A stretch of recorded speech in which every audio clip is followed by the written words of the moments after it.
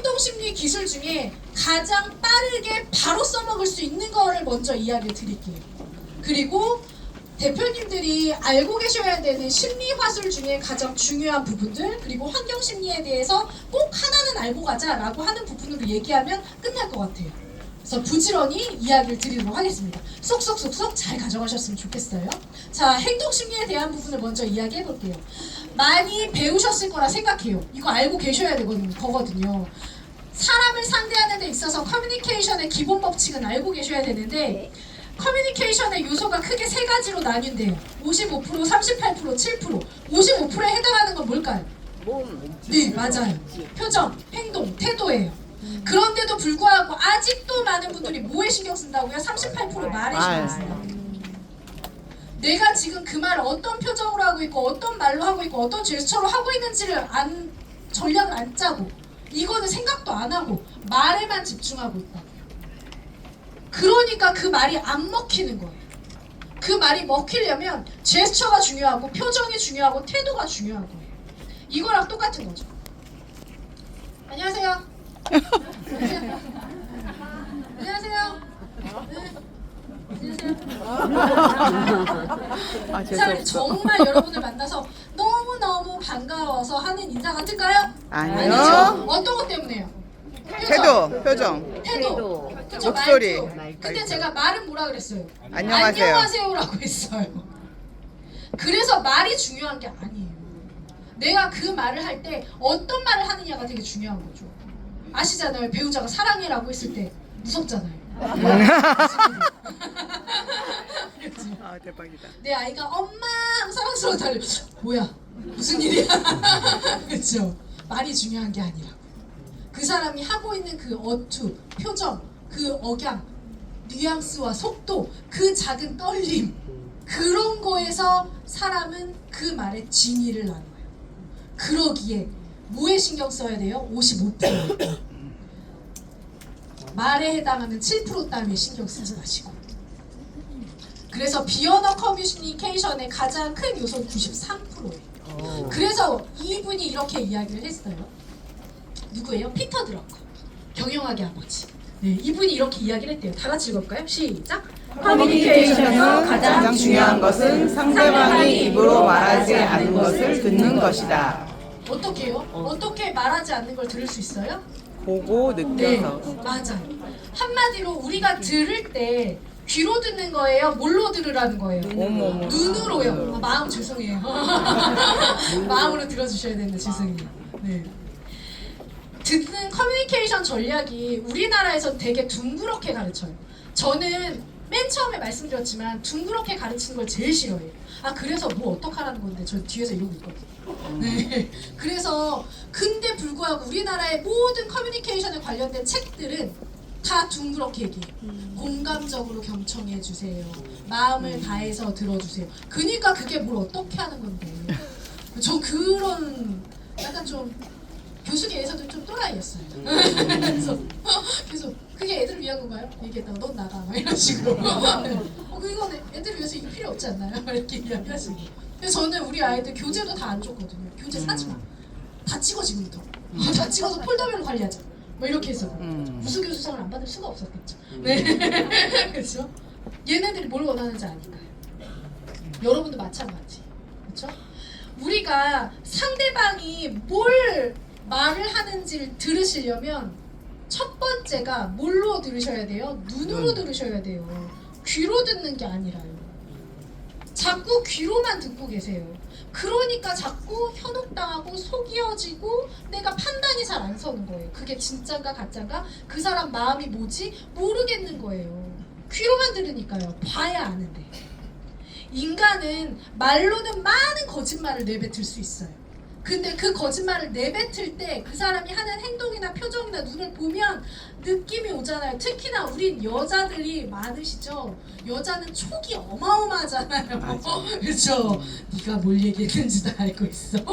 촉이 딱 오잖아요. 그렇죠? 그래서 눈으로 관찰부터 시작하셔야 돼요. 경청을 관찰로 시작하는 책이 아직 국내에 없어요. 제가 처음 하나 썼다가 얼른 집어넣었어요. 그 박사님들이 막 뭐라 얘기하셔가지고. 네. 근데 해외에는 그렇지 않아요. 우리나라만 그래요. 우리나라만 되게 둥글둥글 가르쳐요. 둥글둥글. 경청을 막 그런 식으로 가르치면 아무도 경청하는 방법을 모를 텐데. 네. 공감적으로 경청하는 거 아니에요. 공감이 뭔지도 몰라요.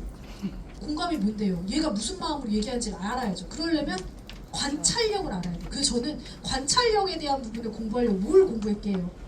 FBI 행동기법에 대한 걸 그걸 공부했어요. FBI가 어떻게 해서 저 사람이 범인인지를 알아내는지 수사기법에 그런 게 나오거든요. 그걸 공부했어요. 그러니 당연히 제 연구 논문은 다르겠죠. 그래서 저는 그런 걸로도 되게 상을 많이 받았었어요. 사람들이 하는 말이 아니라 그 사람이 하는 행동으로 알아차릴 수 있는 방법. 그걸 우리나라에서 정말 잘 써먹어서 돈도 잘 벌고 있는 분들이 있어요. 누굴까요? 정쟁이들이. 네. 네가 아무 말 하지 않아도 난 다 알고 있지. 네. 그래서 저는 국내에 용하다라는 점쟁이들을 찾아가기 시작했고 12분을 서치해서 12분을 찾아다녔어요. 그리고 그분들이 하는 기술을 이론화해서 그걸 내서 또 상을 받았죠. 네. 왜냐하면 저는 이미 잘하고 있는 사람만 파면 된다예요. 그게 가장 빠르고 효율적이거든요. 벤치마킹이 제일 좋은 거잖아요. 내가 언제 그걸 다 알아가고 시행착오 겪고 그러고 있어요. 그래서 리더 분들만 밑에 있는 분들이 따라하시면 되는 거잖아요. 그렇게 되셔야 되는 거잖아요. 잘하는 사람만 따라가면 되는 거거든요. 점쟁이들이 기가 막히게 잘 쓰는 게 이 기법이에요. 이 사람이 하고 있는 그 말과 행동과 내가 질문을 던졌을 때 나오는 대답에 보이는 그 표정과 태도를 읽고 네가 말하지 않아도 다 알아. 그 저는 이거 배우고 나서 잠깐 점집도 아르바이트 해봤어요.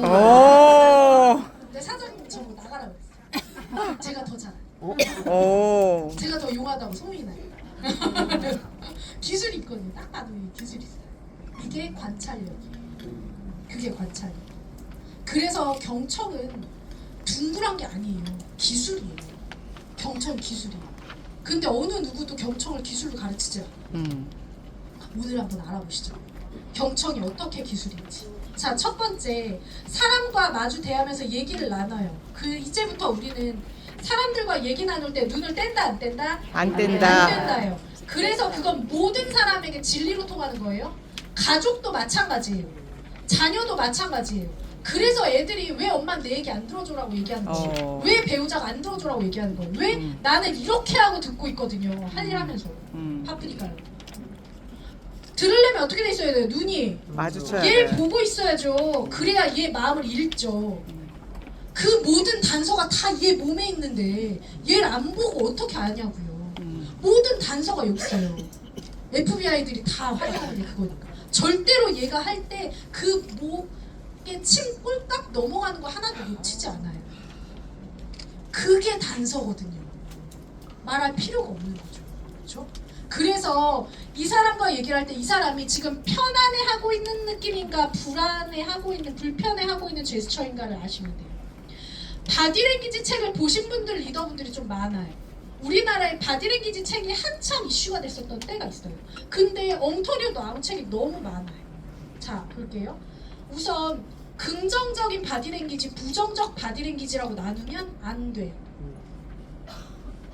어떤 사람의 대표적인 부정적 바디랭귀지 뭐가 있을까요? 이 사람과 나랑 대화를 하면서 역사한테 물어보세요. 팔짱. 오, 네네, 맞아요. 이 사람 내가 얘기한 내내 대표적인 알고 계시죠? 부정적 바디랭귀지라고 듣고 있어요. 그렇죠? 이렇게 알고 계세요. 자, 지금부터 이상식부터 깨죠. 이 사람이 이러고 앉아 있었어요. 하루 종일. 그래서 나는 이 사람이 내가 하는 말에 부정적이라고 생각했어요. 근데 환경을 들여다보지 못했어요. 환경을 들여다봤더니 이 사람이 에어컨 바로 아래 있었어요. 그 사람은 어제 물놀이를 갔다 왔어요. 감기 기운이 있어서 오들오들했었죠. 하지만 그런 걸 내색하는 건 프로라고 아니라고 생각했기 때문에 내가 아프다는 표현은 하지 않았어요.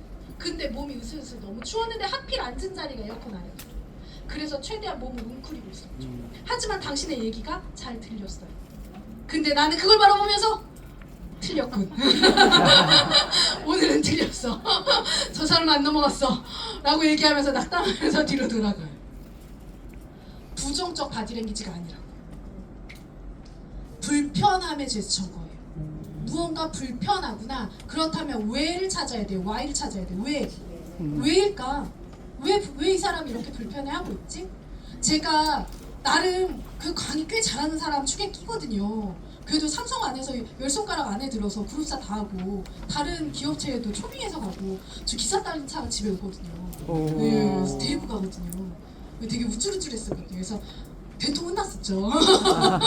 근데 저는 되게 이제 그룹사에 그분도 그 비서실에서 나와서 회장님이 강의를 들으러 오시는 게 처음이라고.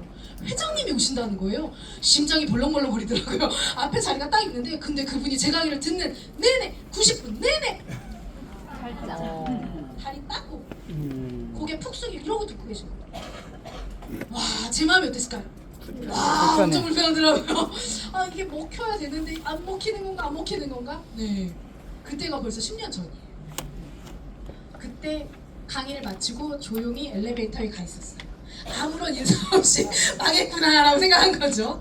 근데 비서실장이 얼른 뛰어나오시고, 아니요, 제가 한참 찾았는데 어디 계셨어요? 왜 아무 말씀 없이 가세요? 회장님이 기다리고 계세요. 오시래요. 그래서 왜요? 강의 못해서? 돈 안 주나? 아예 안 받지 나 지금. 나 그냥 가고 싶다. 불편해 가고 싶다. 그랬거든요. 처음이라. 시간 끝까지 듣고 앉아 있었던 강의가 처음이셨대요. 중간에 10분 끝나면 가셨대요. 항상. 끝까지 90분을 채워서 들은 게 처음이었어요. 뭐예요? 바디랭귀지를 잘못 읽은 거죠. 습관인 거예요. 습관도 있는 거죠. 절대로 그래서 판단을 잘못 내리시면 내가 생각했던 모든 전략이 흐트러져요. 그러기에 아셔야 돼요. 뭐가 불편함의 제스처인지 뭐가 편안함의 제스처인지. 지금부터 내 짝꿍 다시 한번 바라볼게요. 근데 옆에 봤더니 새로운 짝꿍이 나타났어요. 그쵸? 옆에 새로운 짝꿍이. 어머, 빨리 인사하셔야죠. 안녕하세요. 어머, 안녕하세요. 어머, 안녕하세요. 네, 좋아요. 자, 새 짝꿍도 함께 포함해서 해주시기 바랍니다. 지금부터 2명 또는 3명이서 같이 하시면서 지금부터 내가 알고 있는 편안함의 제스처 3개, 불편함의 제스처 3개 이야기 나누시기 바랍니다. 시작. 3개씩. 불편함의 제스처는 뭘까요? 내가 알고 있는 편안함의 제스처. 이 사람이 나와 함께 있을 때 이런 제스처를 보는 건 편안함인 것 같아요. 이렇게 있는 게 편안해서. 차 안에서.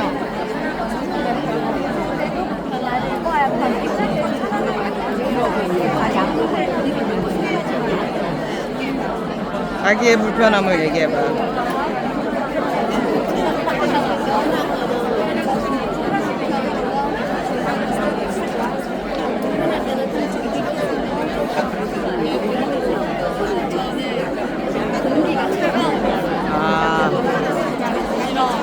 에어컨 너무 빵빵 틀어서 에어컨 싫어하고 식당 갔을 때 잠들만 나와요. 큰 걸 안 좋아해요.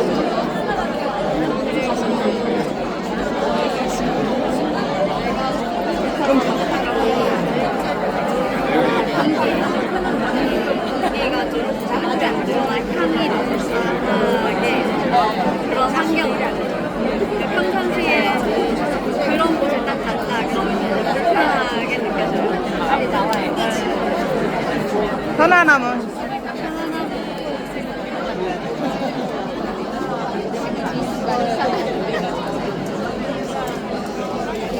생각해본 적이 없어서 어느 답이 정도 잘안 얘기를 나와. 나누셨어요. 짝꿍하고 이야기를 해보세요라고 했을 때 편안한 제스처가 가장 먼저 많이 떠오르셨어요? 불편함의 제스처가 더 많이 떠오르셨어요? 그랬어요. 편안함의 제스처 하면 뭐가 먼저 떠오르셨어요? 끄떡끄떡. 눈 마주친 거.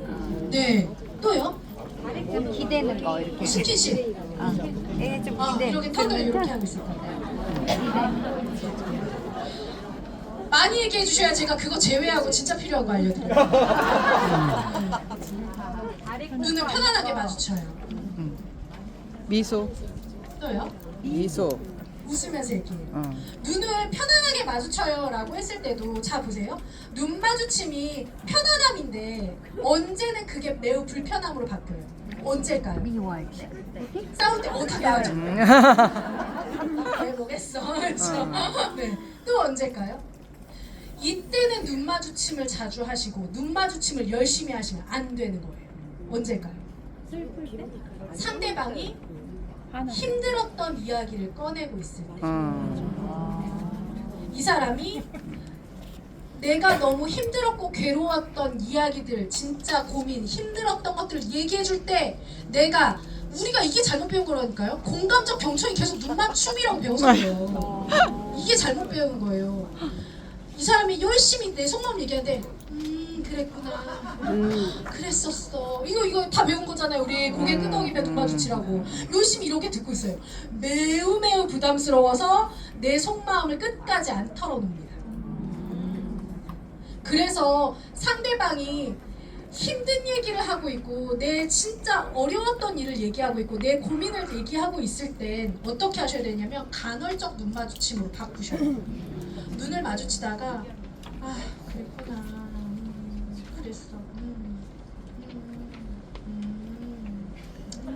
그래. 이렇게 바꾸셔야 돼요. 계속 눈 마주치고 있는 거 아니고. 불이 끄고 있어. 근데 많은 분들이 배웠거든요. 눈 마주쳐야 된다고. 아이 컨택이 그렇게 중요하다고 배웠거든요. 그래서 진짜 우리나라는 배울 게 너무 많아요. 네, 그렇게 하면 안 돼요. 그럼 그 사람은 속마음을 계속 얘기하는 게 아니라 이 사람이 지금 내 이야기를 듣고 어떻게 생각할까? 이 사람은 지금 내 얘기를 듣고 나를 어떤 식으로 바라볼까? 라고 생각하면서 판단하는 판단자 입장이 보여요. 그래서 말을 아끼기 시작합니다. 그럼 그날은 쫑이에요. 오히려 내가 알고 있는 적극적으로 눈 마주침해주고 열심히 들어줬는데 이상하다, 왜 안 먹혔지? 왜 이 사람이 또 거리를 두지? 왜 그랬지? 그것 때문이었어요. 그래서 눈 마주침이 무조건 내가 활용해야 되는 긍정의 제스처가 아닐 수 있다는 거예요. 상황에 따라서 다를 수 있다는 걸 아셔야 돼요. 또요. 아까 어떤 거 또 얘기하셨죠? 뭐 얘기하셔야 돼요. 시간 없어요. 중요한 거 얘기해야 돼요. 또 뭐? 손을 당겨 잡는 거. 앉는다. 손도 어디를 터치하느냐에 따라서 달라요. 자, 제가 누군가를 터치할 때 그러셨어요 라고 팔뚝을 터치해요. 그리고 또 제가 누군가랑 이야기할 때 그러셨어요 하고 등쪽을 터치해요. 첫 번째 팔뚝을 터치했을 때랑 두 번째 등 쪽을 터치했을 때랑 어떤 게 더 친교적인 부분의 터치일까요? 등. 땡땡땡. 이게 리더분들이 잘못 알고 있는 가장 많이 실수하죠. 리더분들이 하는 가장 많은 실수. 와, 여기서 이렇게 많이 나올 줄이야. 여기네. 내가 신물하다고 생각했는데. 등을 터치하는 건 내가 너보다 위기 때문에 하는 거야. 위에 있다고 생각. 내가 너보다 위가 아닌 사람은 절대 등을 터치할 수가 없어. 내가 너보다 무언가를 가르쳐주는 입장이거나 알려주는 입장이거나 내가 너보다 무언가 하나라도 나아가고 있다라는 부분에 들 때 나는 등을 터치해요. 그래서 선생님이 제자들을 터치합니다. 그렇게 터치합니다. 잘못하면 큰일 날 뻔했구나. 그렇게 터치합니다. 격려가 같은 평등한 부분에서 격려가 될까요? 아니죠. 위로죠. 격려가 아니라 위로죠. 근데 위로를 하는 부분에서도 위로를 할 때 진정한 위로는 등을 감싸면서 하는 건 아니에요. 이건 권위자의 제스처. 그런데 이걸 반대로 써볼 수 있겠죠. 얘가 자꾸 나를 우습게 알아. 이럴 때가 있어요. 누군가 만났을 때. 그렇죠? 내가 하는 말이 당신에게 중요한 말이라는 걸 꼭 알려주고 싶어. 그땐 내가 권위자의 위치, 선생님의 위치로 각인되게 일부러 무의식적으로 건드려야 돼요. 말로가 아니라 무의식적으로 건드려야 돼요. 그럴 때 전 일부러 등을 터치합니다. 등을 터치하면서 말해요. 그러면 이거 꼭 들어 임마. 네, 네, 자연스럽게 아이들에게도 권위적으로 말할 필요가 없어요. 제스처 하나로 할 수 있어요. 행동을 조정시킬 수 있어요. 내가 만나는 사람들에게 터치도 그래서 조심하셔야 돼요. 전략적으로 하셔야 돼요. 내가 자꾸 등을 하고 있진 않은지. 그래서 가끔 그렇게 하는 케이스가 있어요. 이게 자주 되셨던 리더분들은 본인보다 윗분을 만났는데도 등을 하고 계세요. 친함의 표시로, 교감의 표시로. 그럼 안 돼요. 그럼 무의식적으로 근데 무의식적으로 할 수도 있어. 위라는 부분을 주고 싶은지 착각해요. 그래서 오해해요. 여러분들의 마음이 그게 아닌데 그 제스처 하나로 오해해요. 이 사람은 조금 거만한 부분이 있네. 이 사람은 조금 나를 가르치려고 하는 부분의 느낌이 보이네. 무의식적으로 인식시키는 제스처예요. 그래서 저희가 신임 리더들을 교육할 때 꼭 가르치는 제스처예요. 신임 리더들은 권위를 이제 세워야 되거든요. 그래서 일부러 그 제스처를 가르쳐요. 말할 때 절대적으로 걔가 앉아있을 때 위로 가서 이렇게 터치하면서 말하세요 라고 얘기해요. 그러면 신기하게 이 사람이 점점 더 리더로 가게 돼요. 쇠뇌기법이라니까요. 행동심리. 그래서 말이 아니라 행동심리로 먼저 판을 까셔야 돼요. 또 어떤 거가 있으셨어요? 아까 이야기하신 것 중에 하나가 이거 있었어요. 몸 가까이 기울이면서 몸 거리 기울이기 되게 잘 보셔야 돼요. 이 사람이 하루 종일 나랑 얘기하는데 등을 딱 하니 의자에다 받치고 얘기를 하는지 점점 앞으로 오는지를 잘 보셔야 돼요. 그래서 핵심적인 이야기를 해야 되는 타이밍을 보셔야 돼요. 이 사람이 등받이에서 등을 한 번도 안 떼는데 제품 얘기를 꺼내면 안 된다는 거예요. 이 사람이 등받이에서 점점 앞으로 갔을 때 그때서야 이제 서두를 꺼내시는 타이밍이 온 거예요. 근데 등에서 한 번도 안 뗐는데 열심히 나 혼자 얘기하고 있어요. 절대로 그날 게임 안 끝나요. 그날 오케이 안 나와요. 오히려 나만 세일즈맨이 되고 빠지게 돼요. 그렇게 되시면 안 돼요. 관계로 접근하셔야 돼요. 절대적으로. 우리는 팔로 온 사람 아니에요. 관계를 접근하실 수 있어요. 난 너가 행복하길 원하는 사람이야가 당연히 베이스에 깔리셔야 돼요. 그래서 몸의 거리도 매우 중요하다. 여기 계신 분들이 몸의 거리나 이런 비언어 제스처를 확인하시려면 제일 좋은 공부 장소가 있어요. 어딜까요? 커피숍이요. 커피숍 가서 커피만 드시면 안 되는 거예요. 저희가 이거를 공부할 때 선글라스를 쓰고 한쪽 구석탱이 가서 앉아있거든요. 그래서 선글라스 끼고 커피숍에 앉아있는 사람들은 바디랭귀지 공부한 사람이라고 생각하시면 돼요. 저쪽에서 저쪽 사람도 뚫어지게 쳐다보고 이쪽 사람도 뚫어지게 쳐다보고 저쪽 사람도 뚫어지게 쳐다봐요. 그러면 아 쟤는 얼마 있다가 똥 나겠구나. 아 저 커플은 뭔가 의심스럽네. 저 커플은 만난 지 얼마 안 됐구나. 딱 보여요. 몸만 봐도 알아요? 몸의 거리만 봐도. 아주 그냥 물고 빨고 너무 좋아 죽겠죠. 앞으로 가 있죠. 우리 선생님들 배우자랑 보자고요? 어떻게 앉아있을까요 우리가? 네 그렇죠. 어디 앞으로 가요. 넌 거기 가. 그런 거죠. 그렇죠. 이게 뒤로 붙잖아요. 그렇죠. 그래서 딱 봐도 알아요. 몇 년 차구나. 몇 년 차구나. 딱 보이죠. 그렇죠. 근데 이게 협상하거나 미팅할 때도 마찬가지라고. 대부분 뭐만 하고 있어요? 우리 사장님들 몸만 기울여줬어요. 맞아. 나만 안 달랑겨요. 나만 널 너무 사랑해. 나만 널 너무 사랑해. 얘는 마음이 하나도 통하지 않는데 나만 너가 너무 보고 싶었고 나만 너가 너무 절실했고 네, 짝사랑하고 있는 게 벌써 몸에서 표현이 되는 거예요. 내가 이야기할 부분과 상대방이 기울였을 때 기울이게 만드는 동작 그 부분의 전략이 필요해요. 그걸 하기 위한 행동 기술을 알려드릴게요.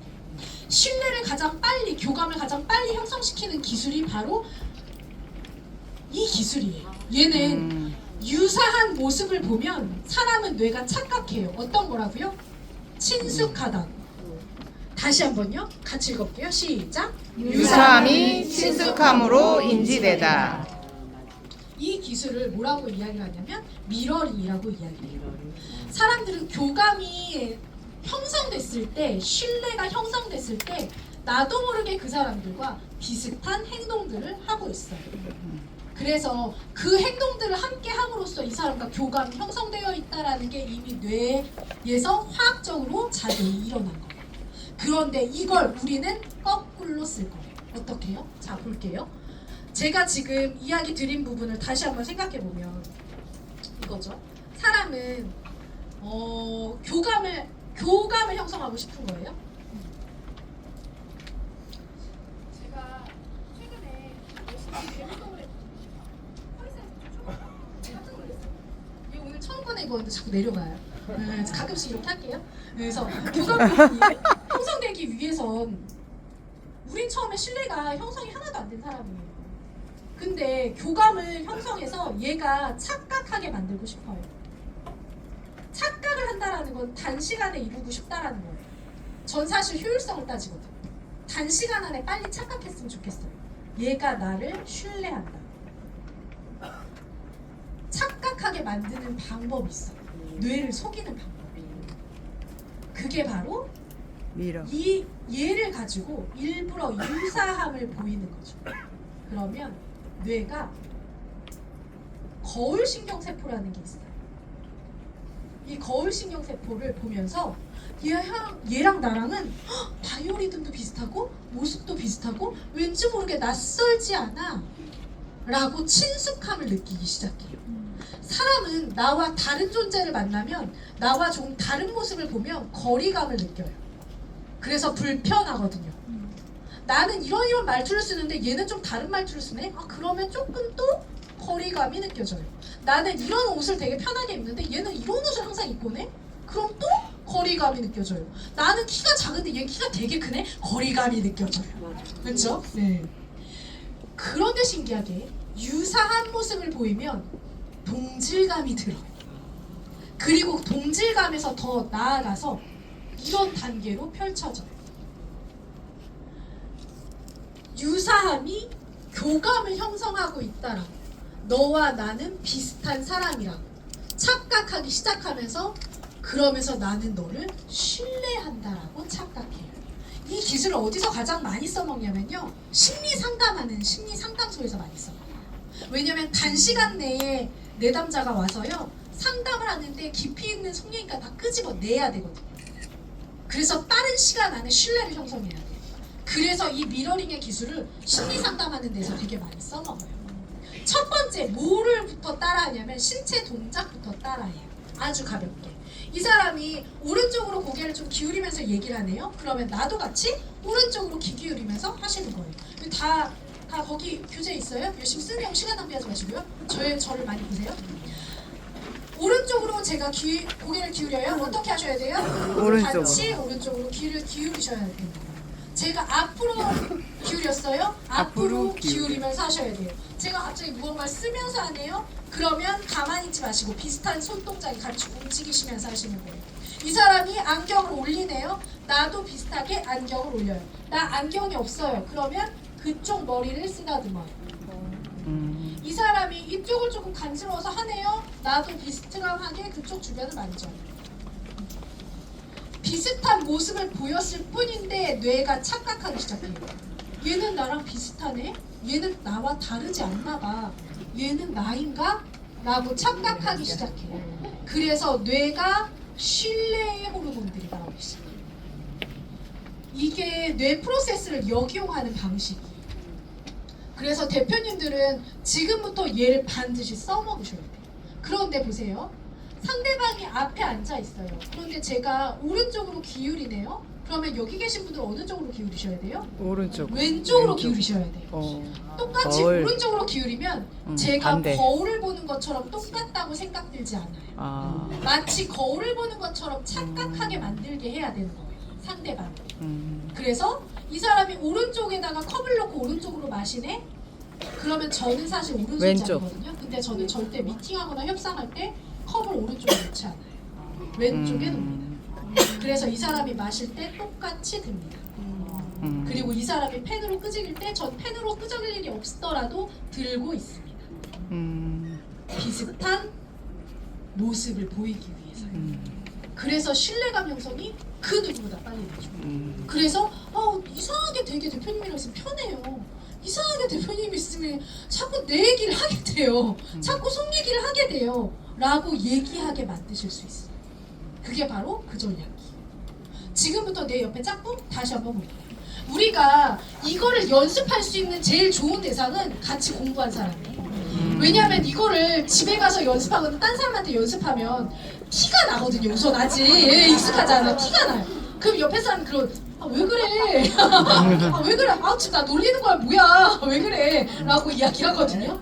그래서 지금 이 자리에서 같이 연습한 사람하고 한번 실험을 해보도록 할게요. 지금부터 이번 주말에 있었던 일을 자 지금부터 가위바위보 치셨던 분 있죠? 그분이 얘기를 시작해보세요. 이기신 분이 연습 주말이에요. 네.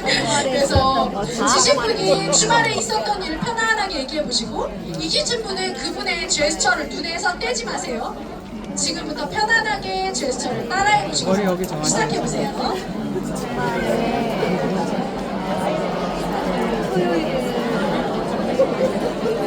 세트가 와서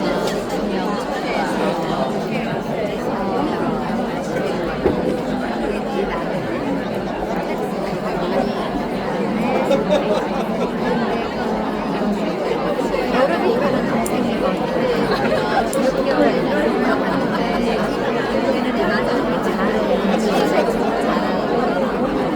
편한 다음에 서랑 모아놓고 나는 스트레칭을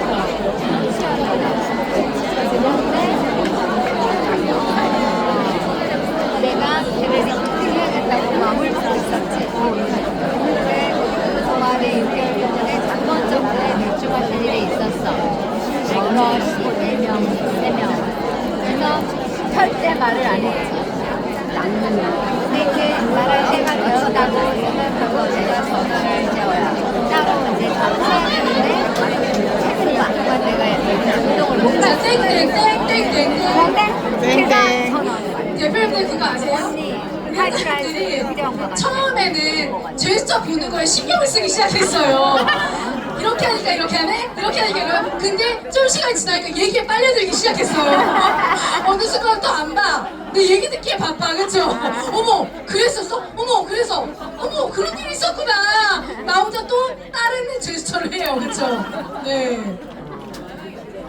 집중하셔야 돼요. 집중하셔야 돼요. 내가 보니까 자, 그럼 그래. 바꿔서 한번 내가 해보도록 보니까 하겠습니다. 바꿔서 하실 때 첫 번째, 처음부터 끝까지 다 한번 따라해보셨더니 어땠어요? 반대판 사람? 되게 불편하고 어색하고 그쵸? 맞아요. 듣는 게 잘 안 됐어요. 그쵸? 근데 이게 나는 아직 따라하려고 익숙하지 하면 않아서 내가 하는 그래요. 거야. 그리고 두 번째, 모든 행동을 다 따라해서 그래요. 이걸 경험해보시라고 일부러 시킨 거예요. 중요한 거만. 그래서 지금부터 방법을 알려드릴게요. 자, 뭐 하셔야 돼요? 이제 파트너 바꿔서는 첫 번째, 대표적인 동작을 따라한다예요. 모든 동작이 아니라 큰 동작 중심으로 이 상대방의 눈이 빨리 인식할 수 있는 큰 동작 중심으로 보여주는 겁니다. 그 다음 두 번째, 이 사람이 이야기하는 부분에서 적극적인 부분들을 보여줘야 할 때는 보여줘야 되지만 내가 꼭 따라하지 않아야 되는 동작들이 있을 수도 있겠죠. 뭐였어요? 불편함의 제스처였잖아요. 그런 것까지 따라하시면 안 되는 거예요. 그런 것까지. 근데 이게 처음엔 어려워요. 우리가 처음 배웠으니까. 근데 이 부분이 정말 당부드릴게요. 정말 딱 한 달만 연습해보세요. 더도 많이. 진짜 딱 한 달만 연습하시잖아요. 너무 이게 잘 돼요. 나도 모르게 따라하고 있어요. 나도 모르게 이게 하고 있고요. 방향도 그쪽으로 맞추고 있어요. 이 사람이 물 먹으려고 뭘 들 때 나도 하고 있고요. 이 사람이 코 막 이렇게 만질 때 나도 같이 막 이렇게 하고 있어요. 이게 자연스럽게 돼요. 정말 한 달만. 왜냐면 이걸로 효과를 정말 많이 보기 때문에 그래요. 제가 행동심리 기술이 가장 효과가 큰 게 17가지가 있는데 그 중에 딱 한 개만 소개시켜 주세요 라고 하면 얘예요. 미러링. 무조건 얘예요. 얘가 1번 타자예요. 저한테 추천수. 너무 쉬운데 써먹으면 효과가 너무 좋아서요. 사람과 함께 관계하는 일을 하는데, 비즈니스를 하는데 상대방의 신뢰를 먹고 가져갈 수 있다라는 건 반드시 해야 되는 건데 너무 쉬운 전략이거든요. 너무 쉬운 전략. 그래서 반드시 하셔야 돼요. 한 달만 투자하세요. 제가 뭐 1년 투자해라, 2년 투자 이런 식도 안 해요. 지금부터 만나는 사람들을 가족들은 100% 동참하셔야 되는 거죠. 가족들과 집에 가서도 이제 무조건 따라해야 되는 거예요. 그러면 아마 얘기할 거예요. 왜 이러는 거냐고. 그러면 이제 얘기하셔야 돼요. 아, 내가 오늘 이런 거 배웠으니까 그냥 신경 쓰지 말라고. 아, 그냥 하던 대로 하라고. 네, 하던 대로 하라고 하셔야 돼요. 네. 그래서 한 달 동안만 미친 듯이 한번 따라해 보자고. 그 뒤가 정말 달라지는 게 느껴져서 그래요. 이 사람이 내 앞에 와서 항상 시간이 많이 걸렸던 사람인데 오늘 있었던 일, 속상했던 일을 너무 쉽게 꺼내놓고요. 그러면 그 안에서 내가 이 사람한테 무엇이 필요한지를 캐치해낼 수 있는 정보가 너무 많아져요. 상대방이 나한테 입의 문을 열게 만드셔야 돼요. 그래야지 나한테 정보가 생겨요. 언제 어떤 때 이 사람이 뭐가 필요한지가 다 알게 돼요. 그래서 열게 만드셔야 돼요. 열게 만드셔야 돼요. 그러기 위한 가장 좋은 수단이에요. 얘는 심리상담 기술을 처음 배운 심리상담사들한테 초반부터 계속 가르쳐요. 얘만 되면 우선 반 이상 상담이 끝나요. 상담의 기술을 지금 배우시는 최고난이도의 가장 좋은 효과를 갖고 있는 기술. 그래서 꼭 한번 써보셔야 됩니다. 자, 지금부터 반대로 한번 해볼게요. 시작해 보십시오. 지난주에 뭐 했어?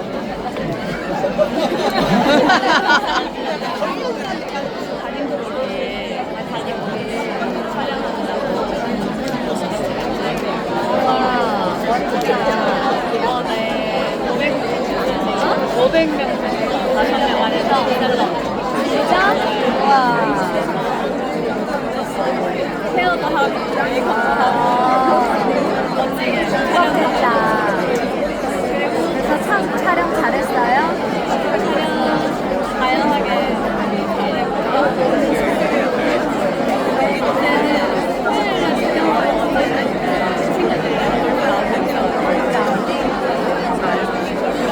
땡땡땡 거기까지. 와, 처음보다 훨씬 더 자연스러워지셨어요. 잘 받았네.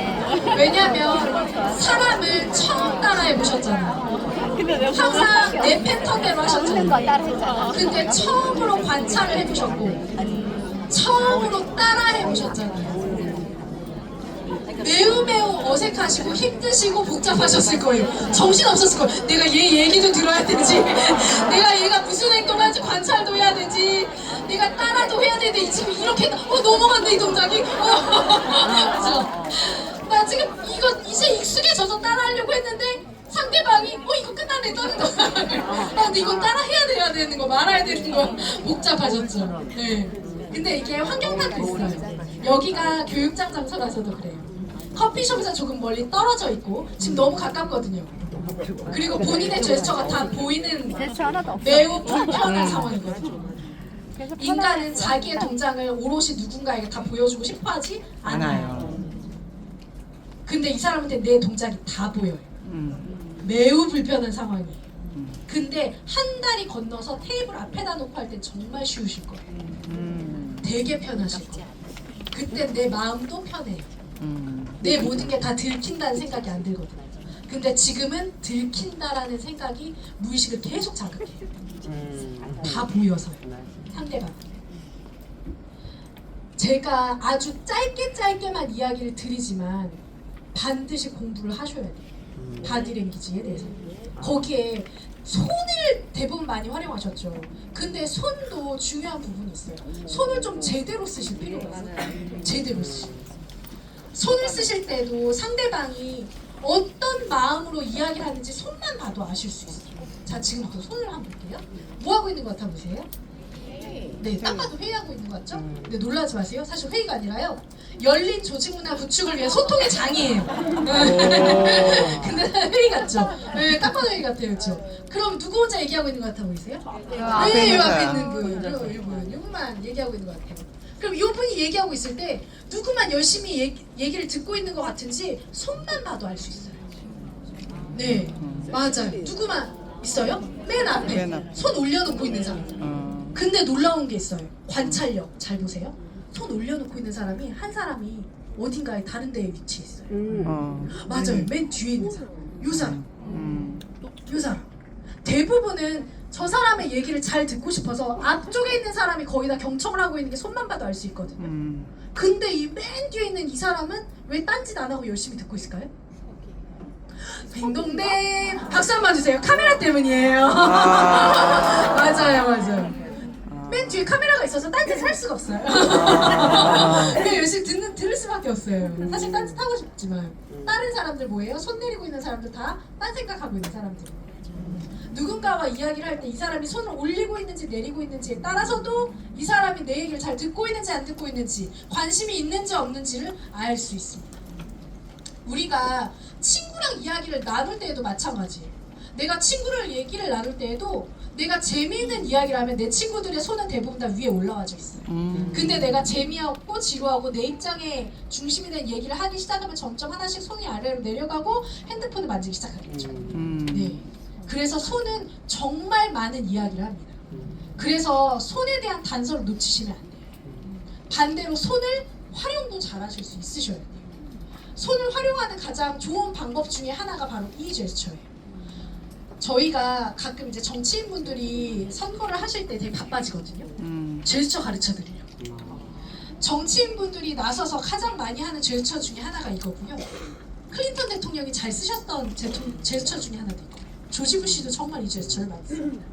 상대방한테 이야기를 나눌 때 뭘 보여줘요? 손바닥을 보여주는 제스처예요. 손바닥은 내 모든 거를 보여주는 거예요. 동물로 치면 배를 보여주는 거죠. 동물 좀 키워보셨죠? 네. 얘가 배를 보여주는 건 뭘 뜻해요? 안보. 네, 복종을 뜻하는 거고, 난 너에게 모든 걸 다 준다는 뜻이에요. 난 너를 신뢰하고 있는 사람한테만 배를 보여줘요. 얘가 긴장하고 불안하고 이 사람을 신뢰하지 않을 땐 절대로 배를 보여주지 않아요. 똑같은 제스처예요. 우리는 무언가 온몸을 다해서 진실성을 보여주고 싶을 때 손바닥을 보여줘요. 그래서 아이들도 마찬가지예요. 야, 그거 네가 가져갔잖아. 그거 네가 한 거 아니야? 라고 하면 그 애가 아니야! 나 아니라니까! 나 아니야! 왜 그래! 이렇게 얘기해요. 뭘 보여줘요? 전부터 손바닥을 보여줘요. 무의식적으로 보여주는 제스처예요. 그래서 우리가 반대로 무의식을 건드리려면 손바닥을 일부러 보여주는 거예요. 난 너에게 정말 진심을 다해서 얘기하고 있어. 난 너에게 속이는 거 없이 얘기하고 있어. 난 너에게 마음을 다해서 얘기하고 있어. 그러니 내 손을 잡아. 이겁니다. 그 제스처예요. 그래서 이 제스처는 손바닥을 보여준 제스처는 정말 잘 쓰셔야 돼요. 그런데 반대로 손등을 보여줘야 되는 때도 있어요. 손등은 권력과 무게를 뜻하거든요. 그래서 손바닥을 보여주고 있다가 정말 중요한 이야기를 해야 될 때, 핵심적인 얘기를 해야 될 때, 네가 이 얘기는 꼭 기억해야 돼 라는 부분을 주고 싶을 땐 손바닥으로 얘기하셔야 돼요. 지금 제가 얘기한 거죠. 훨씬 더 집중하게 만들 수 있어요. 이 하나만은. 목소리랑 말이 아니라 이 하나만은 집중시킬 수 있어요. 그래서 이야기를 하다가 집중시켜야 될 때 살짝 뒤집는 거예요. 따라해보세요. 이야기를 하다가 살짝 말은 따라하지 마시고 제스처만 따라하세요. 네, 이야기를 할 때는 손바닥을 보여주는 제스처로 이야기를 하시고요. 그 다음엔 중요한 이야기다라고 했을 때 살짝 뒤집으셔서 계란을 살포시 쥔 자세. 이렇게 하시면 됩니다. 근데 어떤 분이 손을 꽉 쥐세요. 이건 다른 의미입니다. 네, 주먹을 꽉 쥐는 제스처는 다른 의미입니다. 네. 그래서 손바닥을 보여줬다가 손등을 보여줬다가 손바닥을 보여주고 손등을 보여주고 이 제스처 하나만 잘 쓰더라도 설득력이 달라져. 이 제스처 하나만 쓰더라도 내가 너에게 얼마나 진심을 다해서 보여주고 있는지를 꼭 얘기해 주셔야 돼요. 자, 옆에 사람과 잠깐 1분 동안 연습하는 시간. 어색하면 손 붙여주세요. 야, 그거 네 어색해 라고 얘기해주세요. 자, 해보세요. 해주세요. 옆에 사람한테.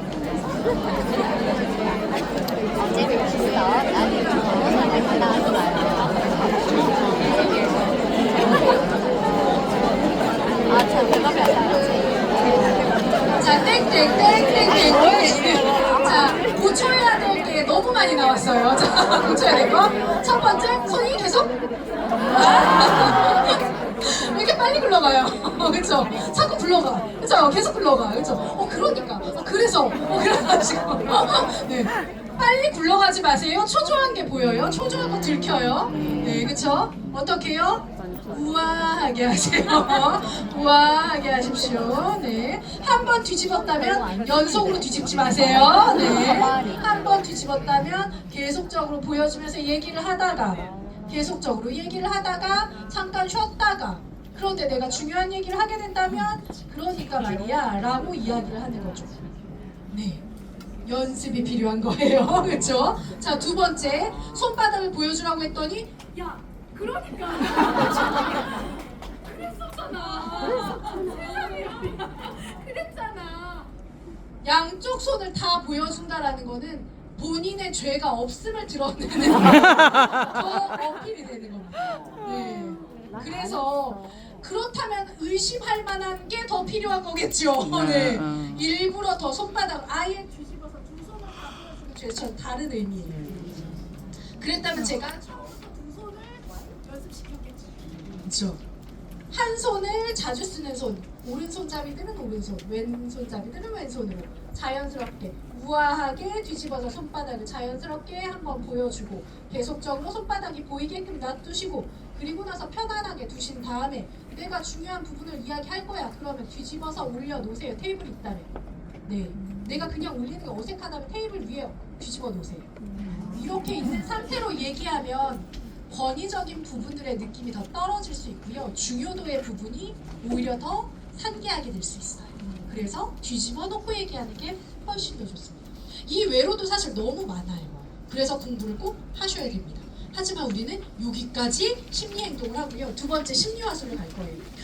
대표님들이 심리화술하면 여러 가지 부분들이 있지만 심리화술 중에 가장 무서운 화술이 있어요. 이 세상 화술 중에 가장 무서운 화술이 어떤 걸까요? 네, 제가 앞서 계속 얘기하고 있어요. 질문법이에요. 이 세상에 존재하는 모든 화술은 서술형이거나 제가 지금 이야기하는 방식인 거죠. 서술형이거나 아니면 질문형이거나 둘 중에 하나입니다.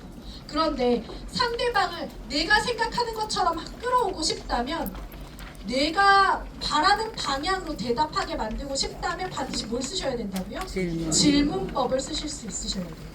그런데 안타깝게도 역시나 우리나라에 있는 많은 커뮤니케이션 책들이 질문법을 뭐라고 배우냐면 개방형 질문형, 폐쇄형 질문법 뭐 이런 걸 알고 있어요. 공부하지 마세요. 얘는 실전에 전혀 도움이 안 돼요. 역시나 이거는 아까 그걸 똑같아요. 공감적 경청하라는 거랑 똑같은 부분. 그러니까 다른 데에서 가장 1단계 수준으로 가르치는 걸 전 국민한테 가르치는 거예요. 질문법은 그런 게 아니에요. 질문은 내가 원하는 답이 상대방 입에서 나오게 하는 전술적인 기술이에요. 그게 질문법이에요. 리더들은 그런 걸 배우셔야 되는 거죠. 자, 지금부터 제가 요거 말고 내가 원하는 대로 대답을 하고 싶고 내 말을 믿었으면 좋겠고 상대방을 설득하게 하고 싶고 그래서 나와 같은 방향으로 이끌어졌으면 좋겠고 하면 질문법을 써라는데 심리 질문법들이 되게 많거든요. 그러니까 일반 질문법을 배우지 마시고요. 심리 질문법을 좀 찾아보시면 좋겠어요. 그걸 공부하셔야 돼요. 심리 질문법은 첫 번째 원칙이 이거예요. 내가 이 질문을 해서 얻고자 하는 답이 뭔지를 먼저 생각해야 돼요. 어떻게 질문을 하나요? 어떤 말을 하나요가 아니라 너가 무슨 답을 듣고 심리부터 가르쳐요. 답을 먼저 안 다음에 그 다음에 질문을 만드는 거예요. 그 답이 나올 수밖에 없게끔 질문을 만드는 거예요. 그래서 판을 끝내는 거예요. 그냥 하나의 질문으로.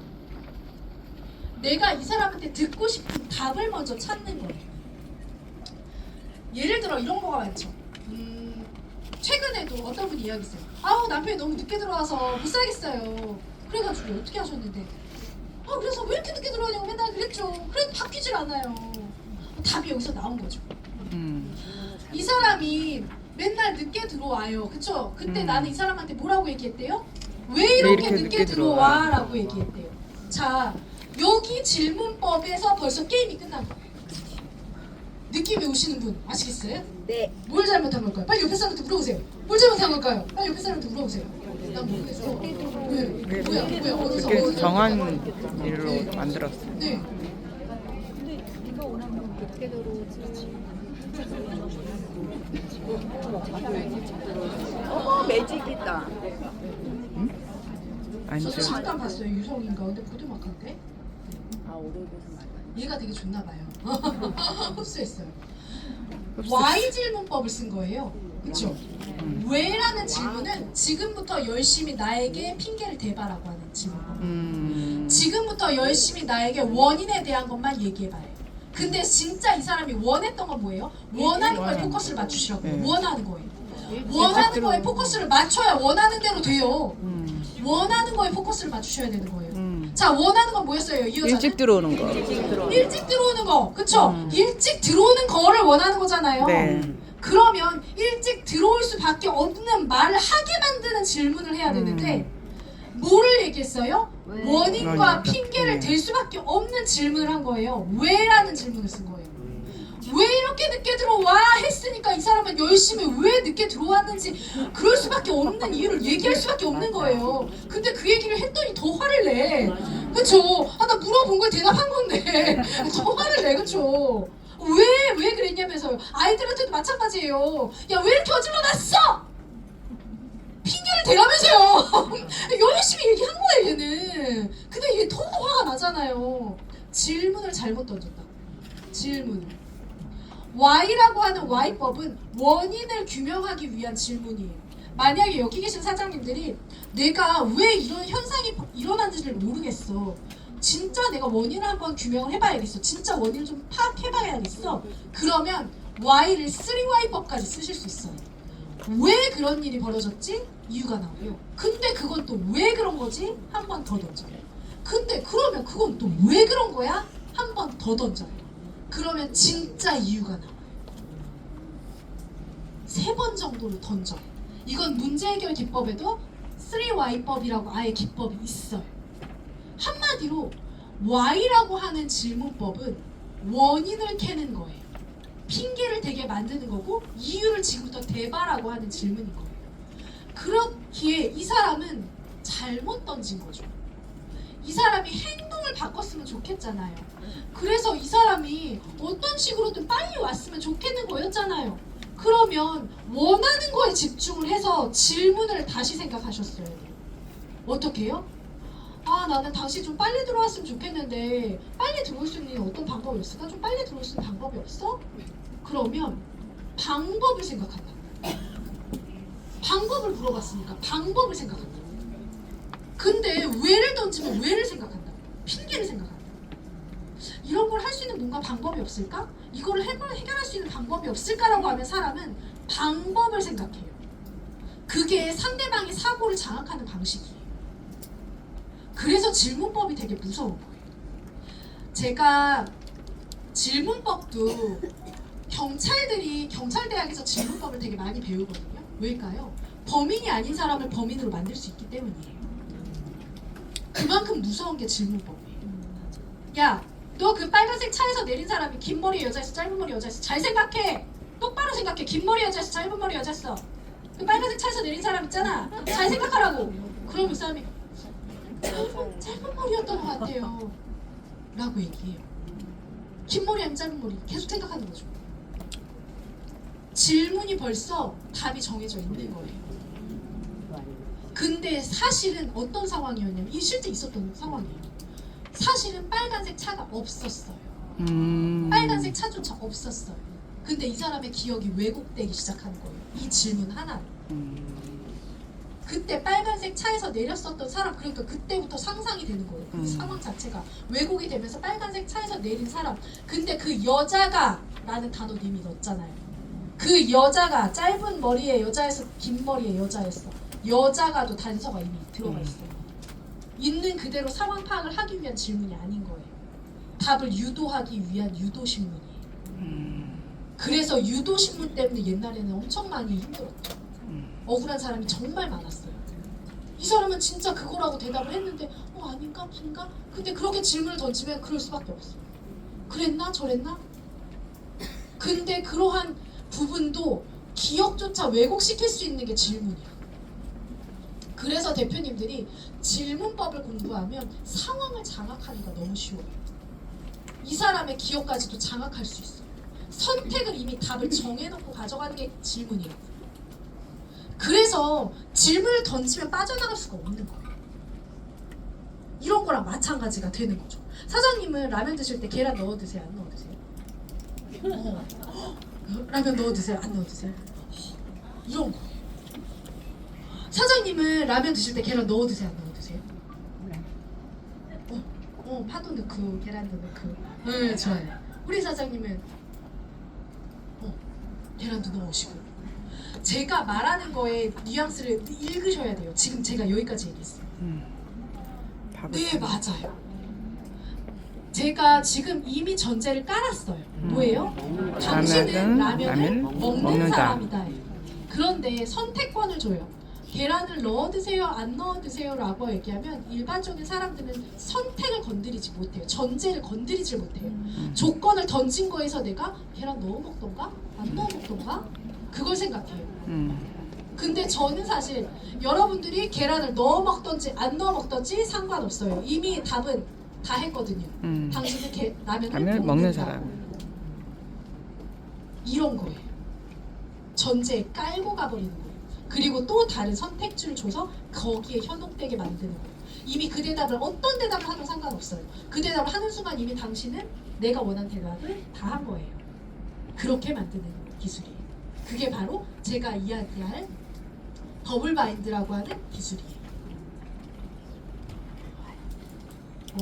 이 더블 바인드라고 하는 기술은 여기 계신 대표님들이 꼭 한번 써먹으셨으면 좋겠어요. 제가 이야기했었던 내가 원하는 상황을 전제에 깐다. 그리고 선택지를 2개를 준다. 저는 이거를 가볍게 어디에다가 가장 많이 써먹냐면요. 약속 정할 때도 되게 잘 써먹어요. 언제쯤 만날까? 야, 우리 언제 만날까? 그러면 글쎄 내가 다음 주 수요일이나 목요일 너가 언제 괜찮은데? 다음 주 화요일이나 수요일 너가 괜찮은 날짜를 맞출게. 그러면 그럼 수요일 괜찮을까? 그래 내가 그때 맞출게. 고마워 하면서 끝나요. 네. 사실 뭐예요? 제가 이미 던진 거 안에서 고르게 돼 있죠. 이게 누가 많이 써먹는 전략일까요? 마술사들이 많이 써먹는 전략이에요. 마술사들은 절대로 실패하는 전략을 쓰지 않아요. 카드를 100날 골라보세요. 마술사가 골라놓은 거 안에서 놀게 돼 있지. 여러분들이 그 무엇을 행동하든 마술사가 짜놓은 판 안에서 움직이게 돼 있거든요. 그게 바로 이런 전략이에요. 여러분들이 원하는 건 이미 베이스에 까는 거예요. 그리고 양쪽을 선택하게 만드시는 거죠. 더블 바인드 기술. 제가 냉장고를 사러 갔는데 그때 영업사원이 저는 그 친구 딱 한마디에 이 친구 전국에서 노는 애다 라고 딱 생각이 딱 들더라고요. 제가 이렇게 냉장고를 보는데 어떤 영업사원이 딱 다가서요. 네. 냉장고 보세요. 그래서 네. 그러면 냉장고를 좀 보실 때 이런 김치통이나 이런 반찬통이나 어떤 거를 더 선호하시는 편이세요? 전 이미 산 게 생각이 들면서 이 통으로 집어넣는 이미지와 이 통으로 집어넣는 이미지와 이 통 스테인레스가 훨씬 더 괜찮게 전 이 통이 훨씬 더 괜찮을 것 같아요. 그러면 구매하시고 나면 이 통을 챙겨드릴게요. 끝났죠? 네. 그래서 제가 그분에게 너무 웃음이 나서 너무 제가 알려주는 그 전략을 잘 쓰는 사람이라 저 너무 죄송한데 혹시 영업 전국 몇이세요? 저 3위요. 전국 H마트 3위면 그 사람 연봉은 기가 막힌 거예요. 이 사람은 벌써 더블 바인드를 쓰는 사람이에요. 네, 2개를 이미 던지고 뭘 자극했어요? 상상하게 자극한 거죠. 이미 내가 산 게 상상이 됐고 이미 게임 끝났고 거기에 이 통을 채워 넣을까 이 통을 채워 넣을까를 생각한 게 만든 거잖아요. 이미 내가 상상을 했다는 건 상상 속에서 이미 구매를 했다는 건 이미 90%는 끝난 거예요. 아까 우리 사장님이 하셨던 방법처럼 그 공원에 우리 이미 다 들어가 봤잖아요. 네, 그럼 게임 끝난 것처럼 똑같은 방식이. 그래서 꼭 한번 써먹어 보셨으면 좋겠어요. 더블 바인드. 그리고 저는 한 가지를 더 좀 해보신다면 이것도 조금 해보셨으면 좋겠어요. 제가 실험했었던 것들 외국에서 실험했었던 것 중에 이것처럼 파격적으로 효과가 났던 게 없었던 것 같아요. 제목 질문을 한번 보세요. 우리나라에서 이혼이 더 쉬워져야 된다고 생각하세요? 아니면 더 어려워져야 된다고 생각하세요? 아니면 현재 상태로 유지되어야 된다고 생각하십니까? 라고 물어봤고요. 한쪽 그룹에. 이쪽 그룹에는 우리나라에서 이혼이 더 쉬워져야 된다고 생각하세요? 현재 상태로 유지되어야 된다고 생각하세요? 아니면 더 어려워져야 된다고 생각하시나요? 뭐만 바뀌었어요? 순서만 바꿨어요. 마지막 순서가 바뀌었어요. 그렇죠? 그런데 답의 차이가 얼마나 달라졌는지 보세요. 첫 번째 질문에서는 41%가 현재로 유지해도 괜찮대요. 근데 두 번째 사람들은 어려워. 46%가 더 어려워져야 된다고 이야기했어요. 그래서 답은 마지막에. 만들 수 있는 거예요. 제가 논문 연구할 때 자문 정말 많이 하거든요. 답을 만들고 쓰거든요. 또 뭘 원해? 아, 그 성분이 유효하다는 걸 원해? 그럼 지금부터 그 작업을 시작하자. 논문은 이미 그 성분을 유효하다가 전제에 깔리는 거예요. 그리고 질문을 만들어요. 그러면 아무리 통계를 던지고 리서치를 해도 그 답이 나올 수밖에 없어요. 그러면 그 성분은 유효한 거예요. 그래서 그렇게 해서 제약회사가 수천만 원을 주는 거죠. 논문 하나 그렇게 유효하다고 나왔으니까요. 그렇게 만드는 겁니다. 뒤에서 저작하는 사람들이 다 그렇게 하고 있는 거예요. 그걸 하실 수 있으셔야 돼요. 그걸 보실 수 있으셔야 돼요. 내가 질문이 달라지면 답이 달라질 수 있다는 거. 그래서 이거를 익히시려면 이건 거예요. 비교하는 방향적인 거예요. 비교하는 방향. 똑같은 거예요. 보세요. 아까랑 똑같아요.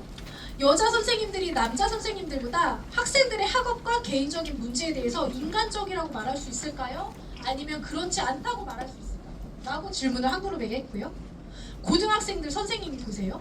남자 선생님들이 여자 선생님들보다 학생들의 학업과 개인적인 문제에 대해서 좀 더 인간적이라고 할 수 있을까요? 그렇지 않다고 할 수 있을까요? 이번에 뭐가 바뀌었어요? 남자 여자. 맨 밑에 맨 마지막 후광 효과가 아니라 이번에는 비교하는 주체를 달리해봤어요. 결과가 어떻게 됐을까요? 보세요. 비교 주체인 여자 선생님들이 가장 인간적이라고 이야기할 수 있다라고 생각했고요. 남자 선생님들이 훨씬 더 인간적이라고 얘기할 수 있다라고 생각했어요. 아예 답이 다르죠. 네. 똑같은 질문인데 질문만 방식만 바꿨을 뿐인데요. 네, 맞아요. 그래서 비교 주체와 비교 대상이 있으면 사람들을 뭐에 맞춘다고요? 하나, 둘, 셋. 크게 비교 주체. 비교 주체에 초점을 맞춘다. 그래서 우리가 팔고자 하는, 우리가 하고자 하는 서비스가 비교 객체가 있으면 안 돼요. 그럼 걔는 별 볼 일 없는 애가 되는 거예요. 그래서 이런 식으로 바꾸실 수 있어야 돼요. A 제품이 B 제품보다 훨씬 효과가 좋았나요? 어떠셨어요? 그럼 뭐 어떻게 생각해요? 네, A 제품이 좋더라고요 라고 얘기한다고요. A 제품이 B 제품보다 효과가 훨씬 별로였나요? 더 좋았어요? 어떠셨어요? 네, A 제품이 별로더라고요 라고 얘기한다고요. 답은 만드는 거예요. A 제품 효과가 B 제품하고 비교하면 어떠세요? A 제품 효과가 훨씬 더 좋았어요. 그렇게 된다고요.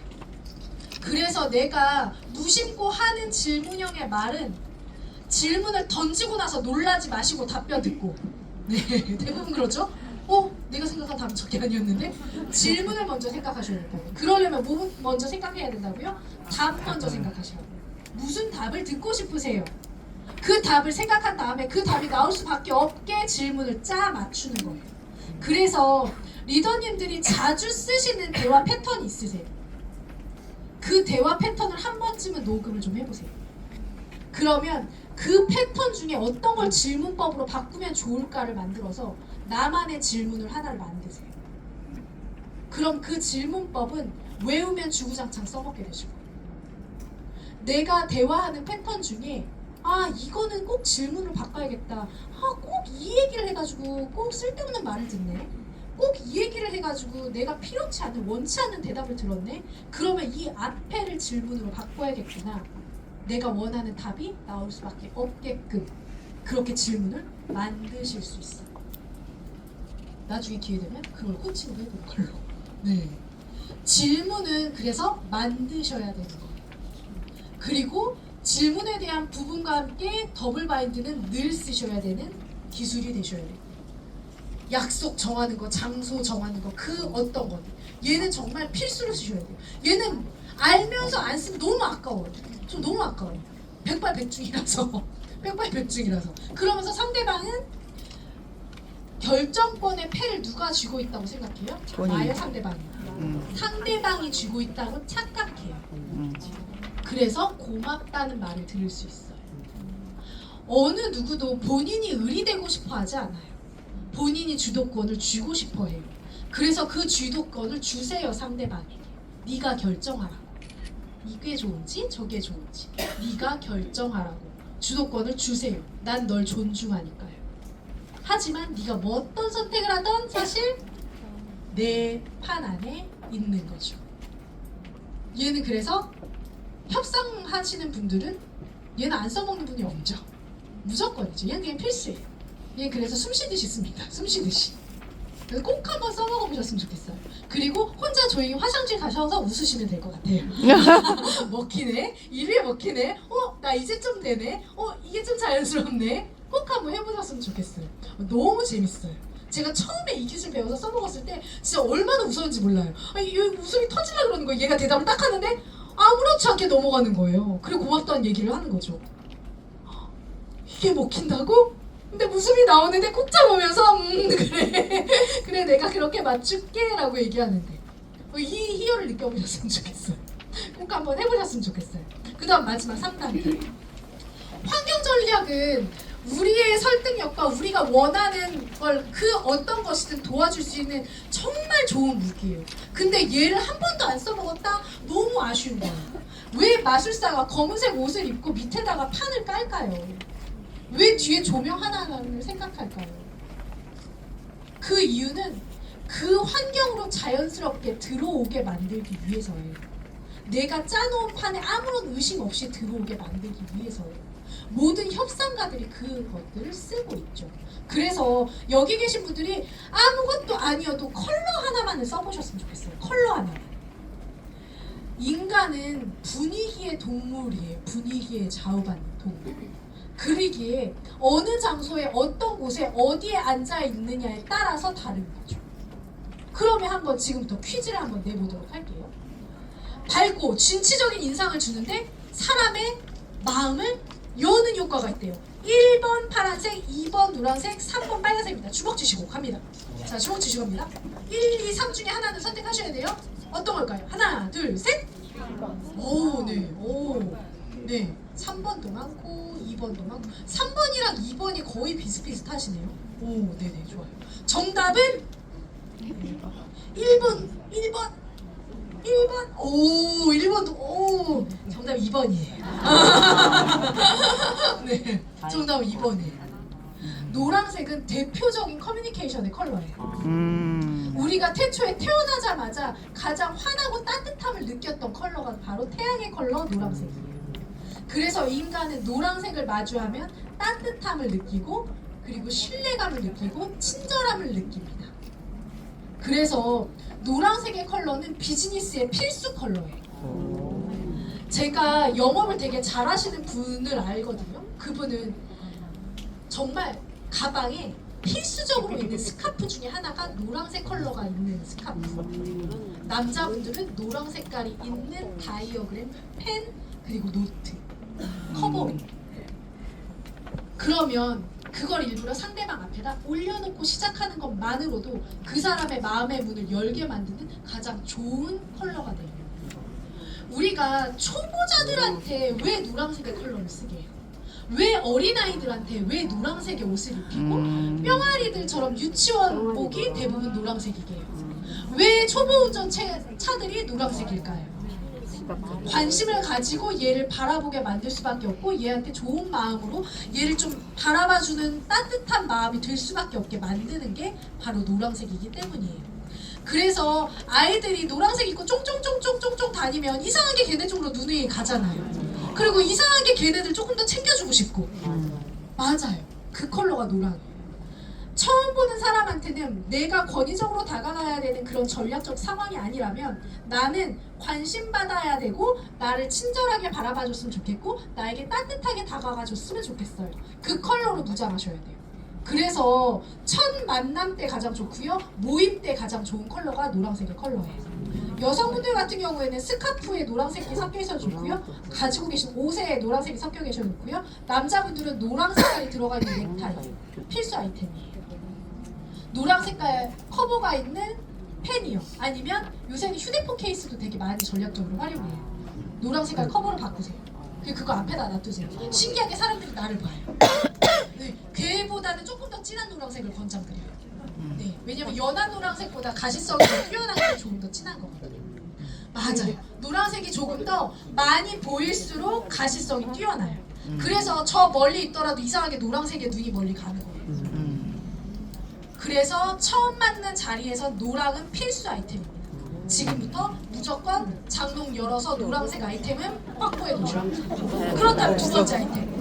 특별함을 강조해야 되고 자신감으로 밀어붙일 거예요. 이번에 1번, 2번, 3번 선택해 보겠습니다. 파랑, 회색, 검정색이요. 손머리에 주먹 드시고 갑니다. 하나, 둘, 셋 선택해보세요. 1번 되게 많네요. 3번도 되게 많네요. 2번도 있고 1번이 압도적으로 좀 많으세요. 특별함을 강조해야 할 때, 자신감으로 밀어붙여야 될 때 정답은 1번 또 아니고 3번입니다. 네, 맞아요. 블랙은 대표적인 모든 제품들과 서비스와 시리즈 중에 블랙 에디션이 나왔다라고 했을 때 이미 그게 끝났다. 최고예요. 모든 시리즈와 모든 제품 중에 블랙이 딱 나왔다? 걔 이상은 없는 거예요. 그래서 정치인들도 내가 특별함을 강조해야 될 때 블랙 올 슈트. 블랙 정장을 입습니다. 거기다가 블랙은 권위도 나타내요. 전문성도 드러내요. 근데 블랙에다가 이 컬러가 합쳐지면 더욱더 전문성과 권위성을 어필할 수 있어요. 무슨 컬러일까요? 블랙의 레드입니다. 레드. 그래서 블랙과 레드가 조화되는 컬러는 절대적인 권력까지도 나타내죠. 그래서 블랙과 레드가 조화되어 있는 스카프 필수 아이템입니다. 살 거 많죠 우리 지금? 네. 바로 가면서 이만 돌아야 되겠어요 여기 그죠? 네. 필수 아이템. 남자분도 그래서 넥타이 중에 블랙과 레드로 스트라이프 되어 있는 거 넥타이 필수 아이템입니다. 내가 조금 강하게 어필해야 되고 전문성을 드러내야 되고 내가 조금 더 권위성을 드러내야 되고 내가 조금 더 당신에게 이야기해줘야 되는 사람입니다 라는 걸 어필하고 싶다면 블랙과 레드로 가져가면 그 게임은 먹고 들어갑니다. 네. 그런데 조금 더 레드보다 부드러운 권력으로 이야기하고 싶다면 블랙과 골드예요. 골드는 부드러움이에요. 부드러움. 그래서 내가 조금 유한 이미지인데 라고 하시는 분들은 권하지 않아요. 내가 조금 부드러운 이미지라고 하시는 분들은 블랙과 골드를 권하지 않아요. 강하게 권위적으로 전문적으로 세게 어필해서 그 자리에서 오늘 게임 끝내고 와야 되는데 블랙과 골드는 우아함을 더욱더 강조하고 그래서 여성성만 어필하고 갈 거예요. 네. 근데 반대로 그게 필요한 타이밍에 그걸 쓰실 필요가 있겠죠. 그러면 이거는 뭘까요? 이번엔 자신감을 높이고 적극성과 용기를 주는 컬러래요. 1번 핑크, 2번 레드, 3번 2번. 잘하셨어. 2번. 그럼 우리 이제 세 번째 필수 아이템 나오는 거예요. 뭐예요? 빨강색 빤스입니다. 빨강색은 보이게 입는 컬러가 아니에요. 내 피부에 자극시키는 컬러예요. 컬러 테라피로 가져가는 거예요. 우리의 피부는 컬러를 가지고 왔을 때 근육의 정도와 강도가 달라져요. 그래서 붉은 색깔이 피부에 닿잖아요. 그러면 근육의 긴장도가 높아져요. 그래서 중요한 일, 시험을 앞뒀을 때 내가 조금 긴장될 때 붉은 색깔 속옷을 세트로 딱 장착. 그러면 왠지 모르게 기운 빡, 긴장 빡, 흐트러지지 않아요. 네. 그래서 정치인들도 선거할 때 무조건 빨간색 속옷 다 입혀요. 얘기 들은 거 모르셨죠? 같다. 이 사람들 흐드러들거리고 있을 때 빨간 딱 입혀요. 내보내요. 네, 맞아요. 그래서 여러분들이 선물할 때도 센스 있게. 내가 정말 생각하는 그 사람이 오늘 중요한 일을 앞두고 있대. 그러면 무슨 색깔? 빨강색. 그래서 부모님도 기운 없어 할 때 붉은 색깔 내복을 선물한 게 그런 거예요. 붉은 색깔이 땡기는 거거든요. 내가 힘내니까. 근데 그건 손으로 잡고 있어도 유효해요. 그래서 붉은 색깔 휴대폰 케이스 필수 아이템으로 들어올 수 있어요. 네, 노랑 붉은색. 자, 그러면 볼게요. 반대로 그러면 성향적인 것도 활용할 수 있겠죠. 내가 조금 급해. 그러면 붉은 색깔 많이 활용하시면 안 돼요. 더 성급해지니까요. 오히려 쿨다운 시키셔야 돼요. 톤다운 시키셔야 돼요. 그래서 푸른 색깔로 바꾸셔야 돼요. 내가 쉽게 오늘 화가 날 수 있는 상황이 예상돼. 어떻게 하셔야 돼요? 더 딥블루로 가셔야 돼요. 진정. 감다운 진정이야. 그래서 컬러를 성향에도 많이 활용하실 수 있어요.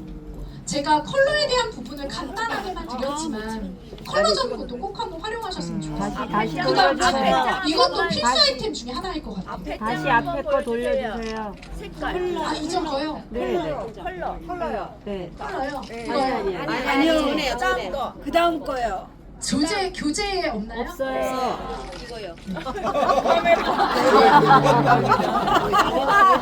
아, 지금 시간이 없어요. 끝내야 된단 말이에요. 네네네, 됐어요. 외우세요. 우리 지금 외운 거 이거밖에 없어요. 노란색 컬러 필수 아이템, 그렇죠? 네. 빨간색. 필수, 근데 내가 필수. 건의를 해야 될 때 무슨 색? 그렇죠, 블랙. 검정색. 근데 조금 더 권위적으로 절대적인 레드. 걸요? 레드. 레드 섞어, 그렇죠? 네. 우와, 있어요. 골드. 어느 자리에 앉히면 좋을까요? 첫 번째 케이스, 두 번째 케이스, 세 번째 케이스. 옆 사람하고 의논하기 시작합니다. 시작해보세요. 자리이야?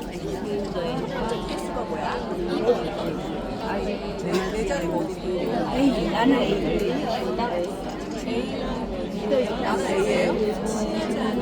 아니 A가 나라고 A가 나야.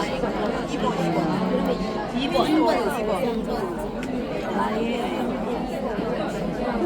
A가 나야. A가 나예요? A가 나. 자, 같이 해볼게요. 1번. 아직 친하지 않은 상대가 A가 나예요? 좀 더 마음을 열게 하고 싶어요. 어디 앉을까요? 1번. 4번? 2번? 3번? 와, 골고루 1번, 2번, 3번, 3번 골고루. 자, 우선은 아직 친하지 않은 상대가 나한테 좀 더 마음을 열게 하고 싶어요. 절대 앉히면 안 되는 자리 4번. 네. 절대 앉히면 안 되는 자리. 너무 멀어. 너랑 나랑 관심 없어 자리. 너무 멀어.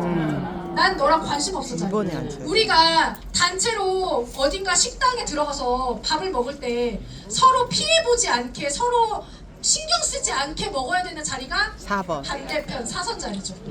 너도 신경 쓰지 말고 나도 신경 쓰지 말고 그 자리 사선. 그러면 왜 2번 아닐까요?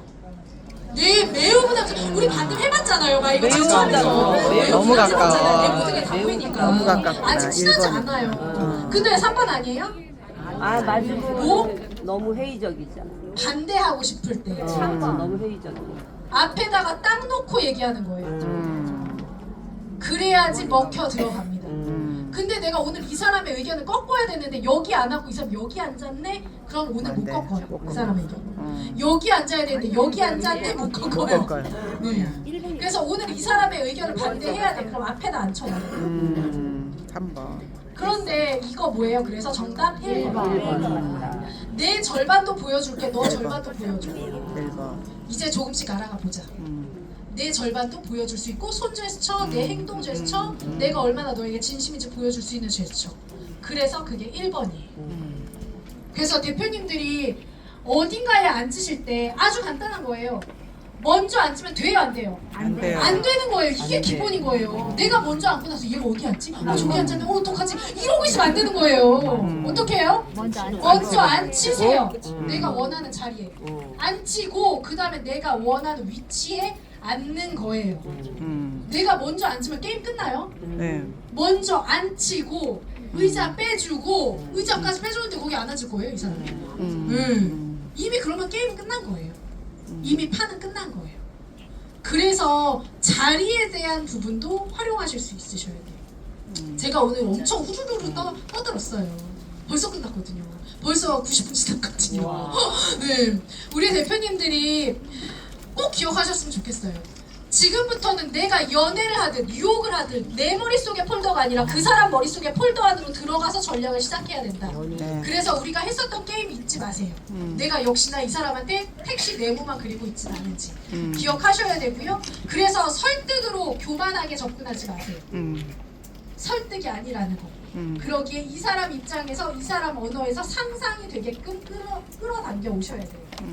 그러기에 비언어적인 게 불편하진 않은지 아니면 편안한 상태인지 계속 관찰하시려면 내 눈은 상대방한테 있어야 된다. 그리고 미러링으로 행동을 비슷하게 따라하는 거. 우리 한 달은 꼭 연습해 보기로 했던 거.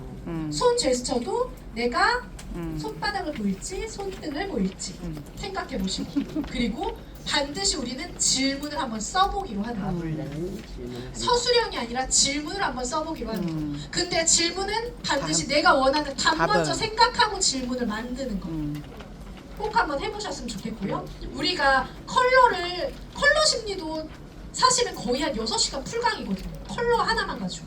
전략이 정말 너무 활용할 게 많아요. 대표님들이 이 다양한 부분을 오늘 정말 맛배기로만 보신 거예요. 근데 이 세상에 너무 존재하는 좋은 기술들이 많아요. 그래서 아시면 꼭 써먹어 보셔야 돼요. 아는 걸로 그치면 이거 너무 아까운 기술을 제가 오늘 얘기 드린 거예요. 얘는 꼭 한번 써먹어 보셨으면 좋겠어요. 내가 배운 것 중에 어떤 거를 써먹게 되시든 가장 빨리 써먹게 되시는 것부터 효과를 느끼시게 되면 그 다음 부분이 진행이 되실 것 같아요. 그래서 우리 대표님들이 상황에 끌려가는 게 아니라 상황을 이끌어 가시는 분들이 되셨으면 좋겠어요. 그 우연을 만드는 기획자가 바로 우리 사장님들이 되셨으면 좋겠습니다. 수고하셨습니다.